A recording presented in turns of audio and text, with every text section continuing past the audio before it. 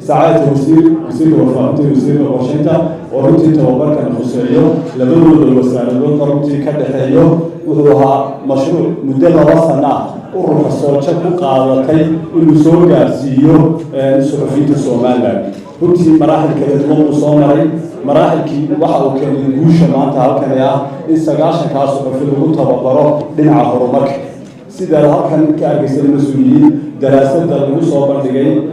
saxaafadda Soomaaliland waxyaabaha inta badan ay ka hadasho waa dhinaca siyaasadda 57 anagoo taageerayna runtii mashruuca SDF aan ku codsanay in suxufiyiinta lagu jiheeyo ama lagu tababaro dhinaca horumarka maadaama oo Soomaaliland ay u jihaysan tahay dhinaca horumarka dhammaan suxufiyiinta halkan joogta waa caasimadda Hargeysa ka howlgalaan hal suxufi oo Boorama oo magaalada Marti ku ah iyo hal suxufi oo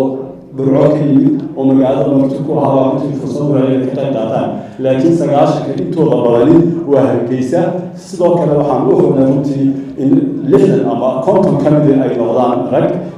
afartanka kalena runtii ay dumar noqdaan si ay labada dhinac runtii mashruucan u gaaro maadaama oo mashruucan waxyaabaha ka shaqeeya rag iyo dumar runtii uu saameeyo arrintaas runtii waxay ahayd guul sidoo kale waxaan isku baraxnay oo warbaahinta guud ahaan ugu faa'iideeyay hadday noqoto dowladda iyo hadday noqoto tamada banaanba oo si siman runtii aan mashruucan uga faa'iideeyay tababarka ku saabsanayd ka dhigayay waxaynu maynaan baranayna inuu discuss gareeyay ama aqoon isweydaarsi sababta aqoontu idinka dhex taala waxay ahayd tabinta iyo baahinta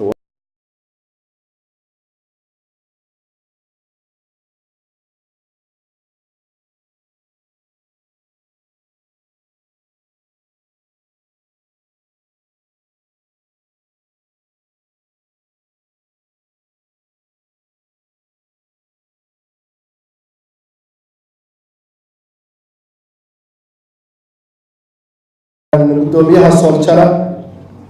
halkan uu ka sheegay inuu muddo mashruuc ballaadhnaa laakiin wax fara badan oo la qabanay aanay jirin waxa ballan qaadaya inuu wasiirka wasaaradda qorsheynta hadday hore u dhacday inaanay dib u dhacayn waxaan idin ballan qaadaya inaan idin joogteeyo laakiin idinkana idinka muuqato waa mashruuc markii ugu horeysay waa 90 saxafi dhaliil fara badan ayaa la idin hayaa haddaad saxaafadda hadday dadka shicibka iyo hadday tahay dowladda iyo hadday tahay dadka foreign-ka ee dibadda saxaafadda Soomaaliland ma ka hadlayo hadday wax dawaa ama uu ka aragno waxay indha arkaa beelka gooyaan haddii mashruucaas uu noqdo mashruuc waxtar leh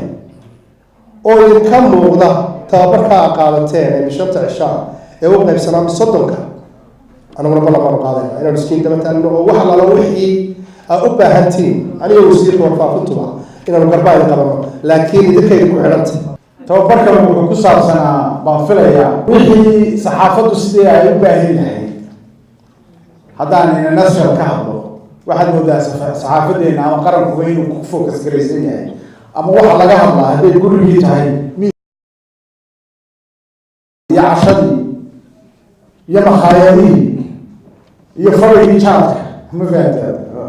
waa qaybka bulshadeena ka mid oo weyn waxa laga wada hadlaa wax kale ma aha lagama hadlo dhaqaale lagama hadlo arrimaha bulshada lagama hadlo aafooyinka qaranka haysta ee waxaa jira waxaynu gidigeena 90% aad moodaa inaynu ku focus garaysanahay oo dhiiggeena ay raacsan tahay inaynu siyaasad ka hadlo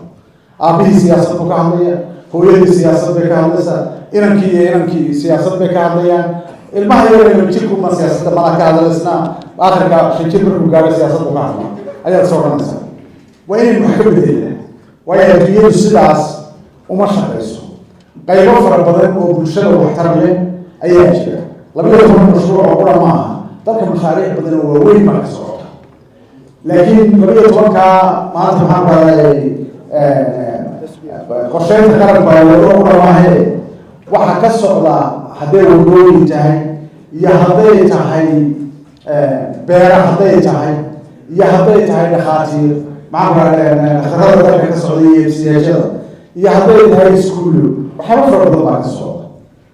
cidda la doonaya ummadda u bandhigto ama ay tidhaahdo waxbaa ka dhiman halkaa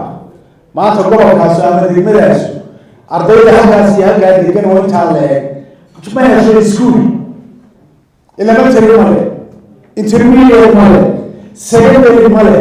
cidda la doonayo inay baahisaa waxaweye waa suxufiyiinta qaranka jamhuuriyadda somalilan cidda la doonayo dadka halkaa degan maanta ee tirada intaa leeg male MCH hooyadaas markay umuraysa ama galayso wax lagula maanta lagula carara ma jirto haddii nin wax yar ku dhaco oo dhaawac uu soo gaadho MCH ama dhakhtar lagula carara ma jirto oo dawo waxa lagu sameeya cidda la doonayo dadka intaa leeg inay baahisaa waxa weeye waa suxufiyiinta qaranka jamhuuriyadda somalilan waxaan aad iyo aad idinka mahadnaqayaa inaad faa'iidaysanaysaan annagana waxaa naga go-an oo ballana inaanu wax alla wixii awoodeeda aniga iyo maxamed ibraahim rag saaxiiba baanu nahay howlahana waanu ka wada hadalnay ku tashada wax alla wixii aanu idin qaban karno inaanu idin qabanayno wasalaamu calaykum waraxmatullahi